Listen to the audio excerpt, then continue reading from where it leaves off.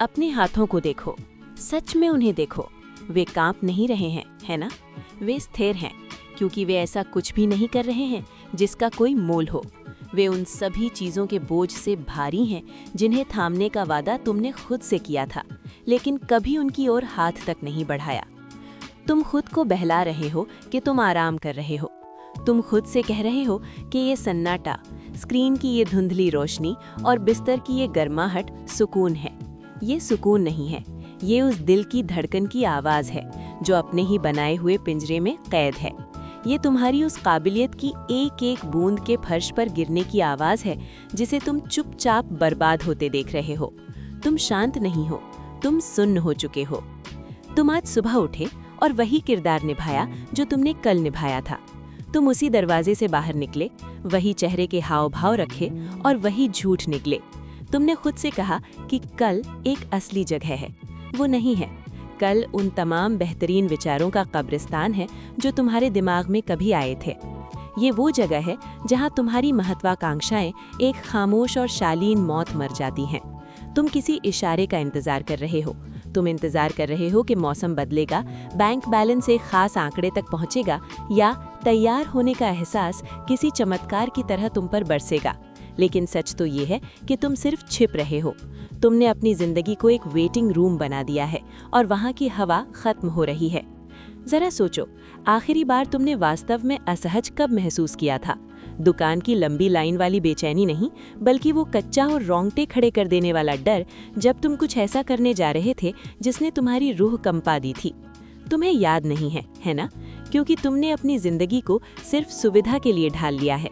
तुमने एक ऐसी दुनिया बना ली है जहाँ कुछ भी चुभता नहीं, कुछ भी खरोचता नहीं और कुछ भी तुम्हारी इच्छा से ज्यादा तुमसे नहीं मांगता। तुम इसे स्थिरता कहते हो, मैं इसे मद्दे वाला ताबूत कहता हूँ। तुम मखमली बिस्तर पर दम तोड़ रहे हो। हर बार जब तुमने आसान रास्ता चुना, तुमने अपनी आत्मा की एक परत को छील दिया। तुम पारदर्शी होते जा रहे हो। तुम अपनी ही कहानी में एक भूत बनते जा रहे हो। दुनिया नहीं चाहती कि तुम जागो, वो तुम्हें थका हुआ देखना चाहती है। वो चाहती है कि तुम्हारा ध्यान भटका रहे। वो चाहती है कि तुम उन लोगों की जिंदगी को स्क्रॉल करते रहो जिन्होंने सच में पसीना बहाने की हिम्मत की है, ताकि तुम्हें सिर्फ एक झलक मिल सके कि जिंदा होना कैसा लगता है। तुम दूसरों के साहस के टुकड़ों पर जी रहे हो। क्यों? क्योंकि तुम डरे हुए हो। तुम डरे हुए हो कि अगर तुमने सच में कोशिश की, अगर तुमने अपनी पूरी ताकत उस दरवाजे को धकेलने में लगा दी, तो शायद वो बंद ही रहे, या उससे भी बुरा, शायद वो खुल जाए और फिर तुम्हारे पास कोई बहाना न बचे। तब तुम्हें उस इंसान की जिम्मेदारी लेनी होगी जिसे तुम आईने में देखते हो। अपने बचपन को दोष देना बंद करो, अर्थव्यवस्था को दोष देना बंद करो, उन लोगों को दोष देना बंद करो जिन्होंने तुम्हें पर्याप्त प्यार नहीं दिया या जिन्होंने तुम्हें बहुत ज्यादा बिगाड़ दिया। वे तुम्हें इस कमरे में कैद रखने वाले नहीं हैं। तुम खुद हो। तुम ही जेलर हो और तुम ही कैदी। तुम ही वो हो जो बार बार तालों को चेक करता है ताकि ये पक्का हो सके कि तुम अब भी सुरक्षित हो। किससे सुरक्षित? हारने से। हारना ईमानदार होता है। हारना एक चोट है जो भर जाती है, लेकिन ये ठीक ठाक होने की ये धीमी सड़न, ये स्थायी है। ये एक ऐसी खामोश त्रासदी है जिस पर कभी कोई कविता नहीं लिखेगा, क्योंकि ये बहुत उबाऊ है। तुम उस दुनिया में बोरियत से मर रहे हो जो तुम्हें पुकार रही है।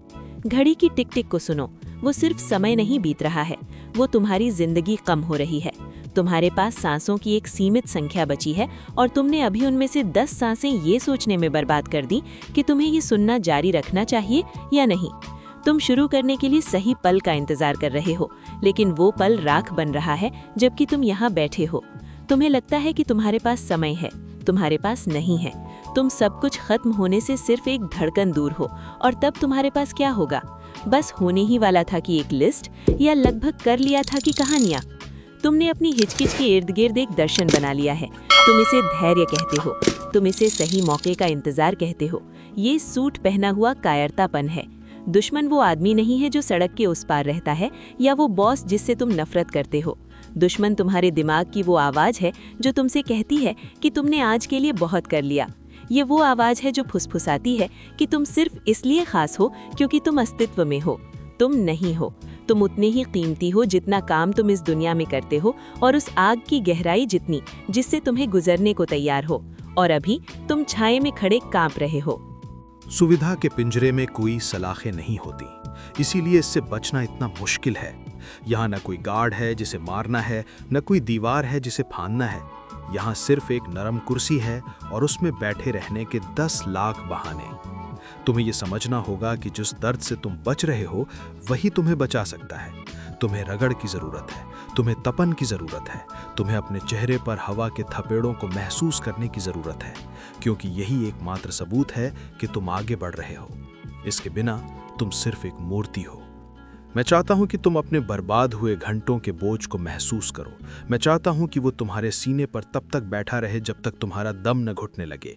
मैं चाहता हूं कि तुम्हें गुस्सा आए, दुनिया पर नहीं बल्कि खुद के उस रूप पर जिसने एक काम चलाऊ जिंदगी से समझौता कर लिया है। वो इंसान चोर है। वो उस इंसान से चोरी कर रहा है जो तुम बन सकते थे। वो उन लोगों से चोरी कर रहा है जो तुम्हारी रोशनी से प्रेरित हो सकते थे।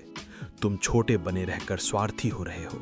तुम अपनी काबिलियत को वैसे ही दबा रहे हो जैसे कोई कंजूस सोने की मोहरों को दबा कर रखता है जिन्हें वो कभी खर्च नहीं करेगा। कमरे में चारों ओर देखो।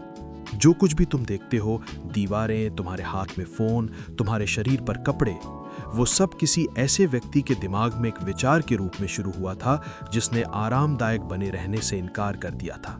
कोई ऐसा व्यक्ति जो तब तक गलत समझे जाने, थकने और टूटने के लिए तैयार था जब तक उसने अपने सपने को हकीकत में नहीं बदल दिया। और तुम यहाँ हो, उनके संघर्ष के उपभोक्ता, अपना योगदान देने के लिए तैयार नहीं। क्या इससे तुम्हें घृणा नहीं होती? क्या तुम्हारा जी नहीं मचलाता ये जानकर कि तुम उस दुनिया में सिर्फ एक दर्शक हो जो योद्धाओं के लिए बनी थी? खिड़की बंद हो रही है। हर सेकंड जो तुम इस सुस्ती में बिताते हो, तुम्हारी महानता का दरवाजा थोड़ा और भारी, थोड़ा और हिलने में मुश्किल होता जाता है। जल्द ही उसे जंग लग जाएगी और तुम अपने आखिरी साल हर उस व्यक्ति को ये सुनाने में बिताओगे कि तुम क्या बन सकते थे।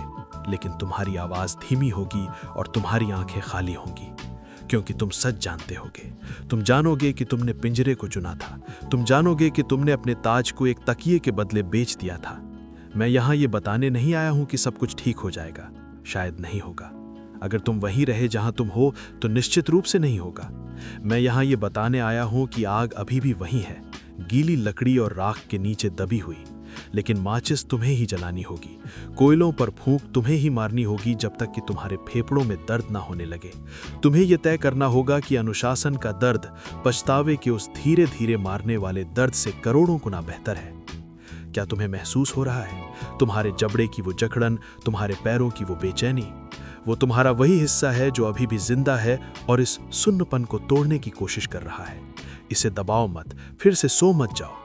यही एकमात्र पल है जो मायने रखता है। 10 मिनट बाद वाला नहीं, कल सुबह वाला नहीं, अभी। खड़े हो जाओ, सिर्फ अपने शरीर से नहीं बल्कि अपने इरादे से। तय करो कि ये पिंजरा अब कोई विकल्प नहीं है। अगर तुम्हें इसमें जरा सी भी सच्चाई महसूस हुई है तो तुम जानते हो कि तुम यहाँ नहीं रुक सकते। अब तुमने सलाखें देख ली हैं। अब तुम अनजान नहीं बन सकते। तुम्हारी रगों में दौड़ रहे खून के प्रति तुम्हारी जिम्मेदारी है कि तुम सिर्फ जिंदा रहने से कहीं ज्यादा कुछ करो। इसे उन लोगों के साथ साझा करो जिनके साथ तुम युद्ध में जाने को तैयार हो। इस एहसास को अपनाओ, सिर्फ एक चैनल को नहीं बल्कि उस संकल्प को कि तुम फिर कभी साधारण नहीं बनोगे। अपनी एक छाप छोड़ो, दुनिया को दिखाने के लिए नहीं बल्कि इसलिए कि जब तुम पीछे मुड़कर देखो तो तुम्हें पता हो कि तुम यहाँ थे। शीशा तोड़ दो, कुर्सी जला दो, दरवाजा खुला है, बाहर निकलो।